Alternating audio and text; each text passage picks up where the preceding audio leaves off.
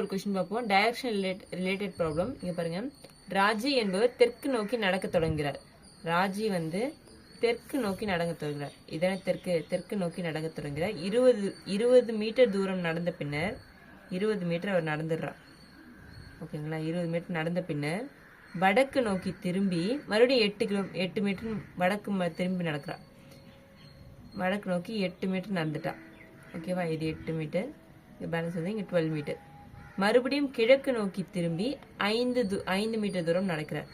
கிழக்கு நோக்கி திரும்பி 5 மீட்டர் போகிறார். ஓகேவா? கிழக்கு நோக்கி திரும்பி 5 மீட்டர் போனாலும் நடக்கிறாரு. ஆரம்ப இடத்துலேருந்து அவர் எவ்வளோ தொலைவில் இருக்காங்க கேட்குறாங்க. ஆரம்ப இடத்துலேருந்து அவர் எத்தனாவது தொலைவில் இருக்கா, எவ்வளோ தூரத்துலேருந்து இருக்கான்னு கேட்குறாங்க. இதெல்லாம் ஸ்டார்டிங் பாயிண்ட்டு. ஓகேவா? இங்கே பாருங்கள், இது வந்து ஒரு செங்கோண முக்கோணமாக இருக்கா. பித்தாகரஸ் தியரம் என்ன? கர்ணத்தின் வர்க்கமானது மற்ற இரு பக்கங்களின் வர்க்கங்களின் கூடுதலுக்கு சமம். மற்ற இரு பக்கங்களின் வர்க்கங்களின் கூடுதலுக்கு சமம். So 12 square 5 square 144 + 25 which is equal to 169 வருமா? X square. எக்ஸ் என்ன? 13 வருமா? 13 மீட்டர். அப்புறம் என்ன கொஸ்டின் இருக்காங்க? ஆரம்ப இடத்துலேருந்து எவ்வளவு தூரம் எந்த திசையில் அவர் உள்ளார்னு கேட்குறாங்க. எந்த திசையில் இருக்காங்க? இங்கே பாருங்கள், இது என்ன திசை? இது கிழக்கு, ஈஸ்ட்டு. இது சவுத்தா? அப்போ இது வந்து இது எந்த திசை? சவுத் ஈஸ்டா?